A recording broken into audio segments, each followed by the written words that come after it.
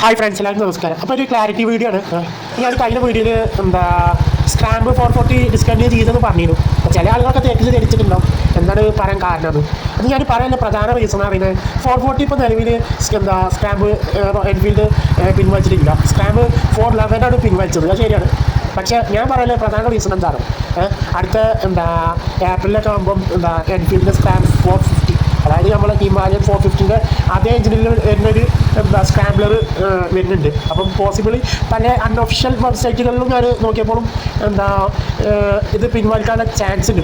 അപ്പം അടുത്ത 2026 ഏപ്രിലൊക്കെ ആകുമ്പം നമ്മൾ സ്ക്രാമ്പ് 450 വരുന്നതായിരിക്കും. അപ്പോൾ ഷുവറായിട്ട് ഈ 440 പിൻവലിക്കാനുള്ള ഇത് കൂടുതലാണല്ല, അതെങ്ങനെയാണ് പിൻവലിക്കും? കാരണം അത് ഇവിടെ നിർത്തിക്കാണ്ട് 450 ഇറക്കിയാൽ എന്തായാലും അതിൻ്റെ സെയിൽസിന് എന്തായാലും ബാധിക്കുമല്ലോ. അപ്പം എൻഫീൽഡിൻ്റെ ഒരു ഇത് വെച്ച് നോക്കുമ്പോൾ 411 പിൻവലിച്ച് 440 ഇറക്കിയ മാതിരി 440 പിൻവലിച്ച് 450 ഇറക്കാൻ സാധ്യതയുണ്ട്.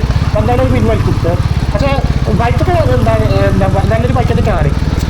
സ്ക്രാംബ്ലർ നല്ലൊരു തന്നെയാണ്. പക്ഷേ എൻഫീൽഡിൻ്റെ ഭാഗത്ത് 2-3 മിസ്റ്റേക്കുകളുണ്ട്. ഒന്നാമത്തെ വലിയൊരു മിസ്റ്റേക്ക് എന്താണ്, ഒരിപ്പോഴും കൺഫ്യൂസറാണ് ഏത് എഞ്ചിനിൽ ഇതിനെ നമുക്ക് മാർക്കറ്റിൽ ഇറക്കണം. ഇപ്പോഴും എൻഫീൽഡ് കംപ്ലീറ്റാണ്. അതാണ് ഇപ്പം 411 ഇറക്കി, പിന്നെ ഒരു 440 ഇറക്കി നോക്കി. രണ്ടിലും വെച്ച് നോക്കുമ്പോൾ ഇവിടെ ഈ 2 മോഡൽ ഇറക്കിയിട്ടും എൻഫീൽഡിന് വലിയൊരു ഇതെന്ന് വെച്ചാൽ ഇപ്പോഴും സെയിൽസ് നടക്കണില്ല. അതിൻ്റെ പ്രധാന കാരണം എന്താണോ, ഇതിന് കംപ്ലൈൻറ്റുകൾ നല്ല ഉണ്ടെന്ന് കേട്ടത്. പലതും എൻഫീൽഡിന് പരിഹരിക്കാൻ പറ്റണില്ല. ആൾക്കാർക്ക് അങ്ങനെ ഒരു ഇതില്ല, സെയിൽസും കമ്മിയാണ്. അപ്പം ഇനി പരീക്ഷണം നിലയിൽ ഒന്നും വെച്ചാൽ 3-ാം നിലയിൽ പോട്ടെ, അല്ലെങ്കിൽ ഇതിലെങ്കിലും വിജയിച്ചാൽ മതിയും. പിന്നെ 450ൻ്റെ സെയിം ഹിമാലയൻ 450ൻ്റെ ഇതിലാണ് ഇറക്കുന്നത്. അപ്പം പോസിബിളി സക്സസ്ഫുൾ ഇതാവാൻ്റെ ചാൻസ് കൂടുതലാണ്. നല്ലപോലെ വിൽക്കാനും ചാൻസ് സാധ്യതയുണ്ട്.